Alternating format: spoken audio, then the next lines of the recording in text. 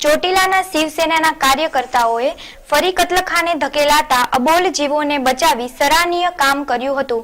શિવસેનાના કાર્યકર્તાઓને મળેલી બાતમીના આધારે ચોટીલા 4 રસ્તા પર વોચમાં હતા તે દરમિયાન 2 શંકાસ્પદ ટ્રક અને પાયલોટિંગ કરતી ઇન્ડિકા કારને ઊભી રાખતા તલાશી લેતા 20 અબોલ જીવો કતલખાને જતા ધકેલાયા હતા અને ગાડીના માલિકને પણ ઝડપી પાડી પોલીસ હવાલે કર્યા હતા। ટ્રકમાં પશુઓને વાંકાનેર તરફથી અમદાવાદ કતલખાને ધકેલાઈ રહ્યા હતા, પરંતુ સદનસીબે શિવસેનાના કાર્યકરોને જાણ થઈ જતા આ અબોલ જીવોને બચાવી પાંજરાપોળે મોકલાયા હતા। ચોટીલા પોસ્ટ સેકન્ડ ગુરો નંબર 3083/13 પરસો ઘાતકીપણા અધિનિયમ 11(1)DEF મુજબના બનાવ આજરોજ કલાક વહેલી સવારના 4:30 વાગ્યે બનેલ, જે ગુનો આજરોજ કલાક 6:15 વાગ્યે પોસ્ટેમાં જાહેર થયેલ, જેમાં ફરિયાદી શ્રી હરેશભાઈ ચૌહાણ શિવસેના તાલુકા પ્રમુખ નાઓએ 2 ટ્રક તથા 1 ઇન્ડિકા પાયલોટિંગ કાર મળી કુલ 3 વાહનો કબજે કરવામાં આવેલ, જેમાં ભેંસો જીવ 19 તથા પાડા જીવ 1 મળી કુલ 20 એમ પકડી પાડેલ કતલખાને લઈ જવાના ઈરાદે અને આ કામની આગળની તપાસ પોસબ ઇન્સ્પેક્ટર BN ડાભી ચોટીલા નાઓ ચલાવી રહેલ છે। ગત રોજ અમને ખાનગીમાં બાતમી મળેલ કે ચોટીલા નેશનલ હાઈવે ઉપરથી વાંકાનેર તરફથી 2 ટ્રકોમાં ગેરકાયદેસર ભેંસો અને અબોલ જીવોને ભરી અમદાવાદ કતલખાને જનાર છે, જેથી હું તથા મારા શિવસેનાના કાર્યકર્તાઓ બધા ભેગા મળીને અમે બધા ચોટીલા 4 રસ્તા ઉપર વહેલા 4 વાગે વોચમાં હતા। એ દરમિયાન અમને જે બાતમી મળી હતી એ શંકાસ્પદ 2 ટ્રકો અમે પકડી પડ્યા છે અને એ ગાડીમાં પાયલોટિંગ કરતો નિસાર અહેમદ, જે આ ગાડીનો માલિક છે, એ અવારનવાર આવા ગુનાઓ કરે છે, એને પણ અમે પકડી પાડેલ છે અને આ ગાડી કાયદેસરની કાર્ય કરવા માટે પોલીસ સ્ટેશનમાં લઈ જઈ અને કાયદેસરની FIR ફડાવરાવી છે। આની અંદર ટોટલ 19 ભેંસો 1 પાડો મળી આવેલ છે અને અવારનવાર ચોટીલા નેશનલ હાઈવે ઉપર આવા પશુઓ ઝડપાય છે, પણ આ સરકાર દ્વારા કોઈ પણ કાર્યવાહી કરવામાં આવતી નથી, જેથી અમારી એવી માંગણી છે કે આવા લોકોને વારંવાર એકને એક ગુનામાં પકડાતા લોકોને પાછા કરવા જોઈએ।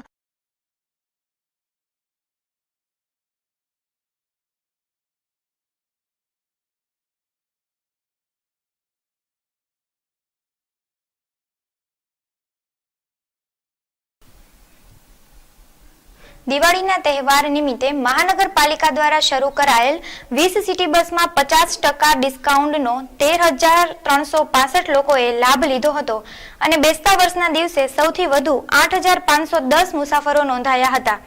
રાજકોટના નાગરિકોને દિવાળીના તહેવારમાં મહાનગરપાલિકાની સિટી બસ અને BRTS સેવા ખૂબ જ ફાયદારૂપ સાબિત થઈ હતી અને એમાં પણ તહેવારના મુખ્ય 5 દિવસ ટિકિટમાં 50% રાહતનો જે લાભ અપાયો હતો તેનો લોકોએ ભરપૂર લાભ લીધો હતો અને 5 દિવસમાં 66,000થી વધુ લોકોએ આ બંને બસ સેવાનો લાભ લીધો હતો। શહેરમાં કોઈ પણ તહેવાર હોય ત્યારે રિક્ષા ચાલકોએ ભાડાની લૂંટ ચલાવે છે, ભાડા બમણા કરી નાખે છે। આવી લૂંટથી લોકોને બચાવવા માટે મહાનગરપાલિકાએ સિટી બસ અને BRTS બસ સેવામાં તારીખ 1 થી 5 સુધી ટિકિટમાં 50% કન્સેશન જાહેર કર્યું હતું। BRTS બસ સાથે સિટી બસની કનેક્ટિવિટી મળી રહે એવા વિસ્તારમાં રહેતા લોકો માટે આ બંને બસ સેવા આશીર્વાદરૂપ સાબિત થઈ હતી અને મહાનગરપાલિકાને પણ માત્ર 5 જ દિવસમાં બંને બસમાંથી 3,20,000ની આવક થઈ છે।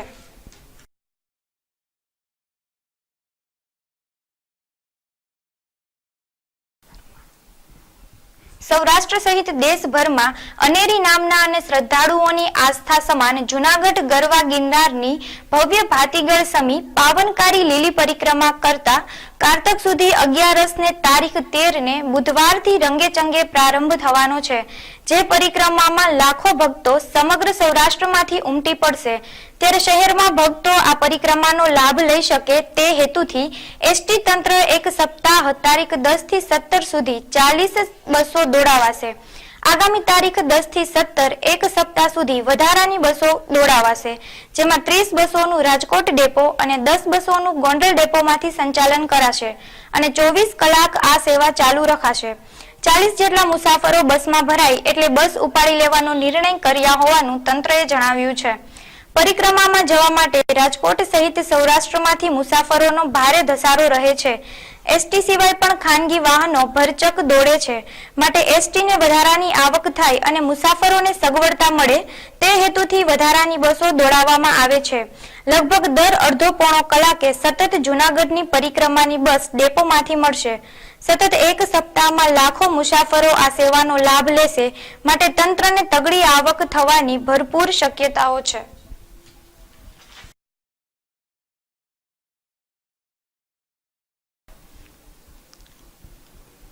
રાજકોટમાં સદગુરુ આશ્રમ ખાતે ગુરુવારે રણછોડદાસ મહારાજની જન્મ જયંતિની ઉજવણી કરવામાં આવી હતી, જ્યારે આજે અન્નકોટ ધરાયા હતા. તો સંત હરિચરણદાસ મહારાજના હાથે સવારે અને સાંજે આરતી પણ કરાઈ હતી. ગુરુદેવના જન્મદિવસની ઉજવણીનો લાહો તેમજ દર્શનનો લાભ લેવા હજારોની સંખ્યામાં શિષ્યો તેમજ ભાવિકો ઉમટ્યા હતા. ત્યારે આજે અન્નકોટ ધરાયું હતું અને આરતી પણ કરાઈ હતી. તો બપોરે 1:30 થી રાત્રિના 8 વાગ્યા સુધી અન્નકોટના દર્શન થશે અને સંધ્યા બાદ 10 વાગ્યા સુધી પ્રસાદ વિતરણ કરાશે. ત્યારે આ અન્નકોટ દર્શનનો લાહવો લઈ ભાવિકોએ ધન્યતા અનુભવી હતી.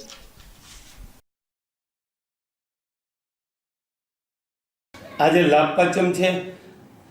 ગુરુદેવનું ગઈકાલે જન્મ જયંતિ ગઈ અને બીજે દિવસે લાભ પાંચમના દિવસે આપણે હર હંમેશ દર વર્ષની જેમ આજે અન્નકૂટનો મહાપ્રસાદ 500થી પણ વધારે વસ્તુઓ ગુરુદેવ ભગવાનને નિજ મંદિરમાં ધરાવેલી છે. અને બપોરે 1 વાગે પરમ પૂજ્ય શ્રી હરિચંદ્રદાસજી મહારાજશ્રીના વરદ હસ્તે આરતી થશે.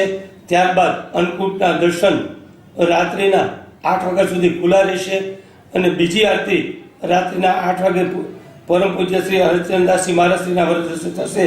ત્યાર પછી 8:30 થી 9ની વચ્ચે જે અન્નકૂટની પ્રસાદી એની ભેળ રૂપી પ્રસાદી થશે અને બધા લોકોને રાજકોટ શહેર તથા આજુબાજુ ગામડાઓને ખાસ વિનંતી કે આ પ્રસાદ ભેળ પ્રસાદ લેવો વર્ષમાં એકવાર આપીએ છીએ અને આ ભેળ પ્રસાદથી તમે આખું વર્ષ નિરોગી રહેશો એવો ગુરુદેવનો આશીર્વાદ મળશે.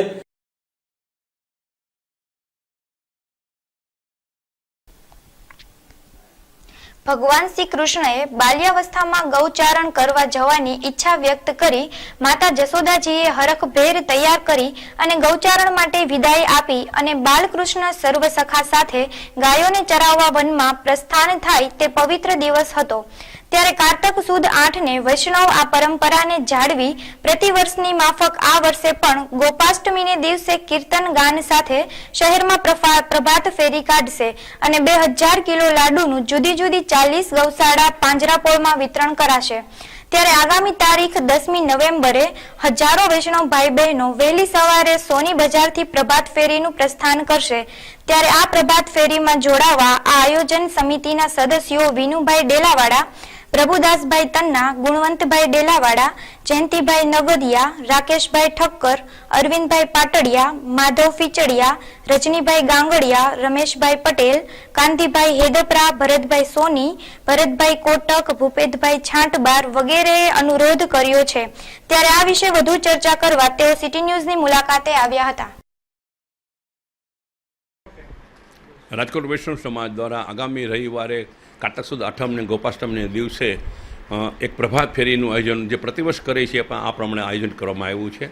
અને રવિવારે સવારે 6 વાગે રાજકોટની પ્રાચીન હવેલી બાલકૃષ્ણ હવેલી જે છે ત્યાં સવારે 6 વાગે બધા વૈષ્ણવો એકઠા થશે અને ત્યાંથી સકીર્તન પ્રભાત ફેરી કીર્તન ગાન કરતાં કરતાં સોની બજાર, ત્યાંથી નવાનાકા રોડ, ત્યાંથી લાખાજેજ રોડ, ત્યાંથી ત્રિકોણ બગીચાથી જીમખાના રોડ, ત્યાંથી લીમડા ચોકથી મોટી ટાંકીથી 15 પંચનાથ પ્લોટ પાસે મદન મોહન કુંજ હવેલી છે ત્યાંથી થઈ અને 11 પંચનાથ પ્લોટમાં આવેલી ગોરધનનાથજીની હવેલી, ત્યાંથી પંચનાથ રોડ ઉપર આવેલી શ્યામલાલજીની હવેલી અને ત્યાંથી આરપીડા સ્કૂલ થઈ અને સાસરૂપ હવેલી એ પ્રભાત ફેરી પૂર્ણ થશે. અને આગલે દિવસે શનિવારે સાસરૂપ હવેલીમાં 2000 કિલો જે લાડુ અને એનું અમારા જે વલ્લભકુંડના ગોસ્વામી બાળકો પધારશે અને એના વરદ હસ્તે એ બધી ગૌશાળાઓમાં પાંજરાપોળ રાજકોટની 40 પાંજરાપોળો અને ગૌશાળાઓમાં આ લાડુનું વિતરણ કરવા માટે અમારા વાહનો ત્યાંથી પ્રસ્થાન થશે. અમે રાજકોટના સમસ્ત વૈષ્ણવ સમાજને અથવા ભાવુકજનોને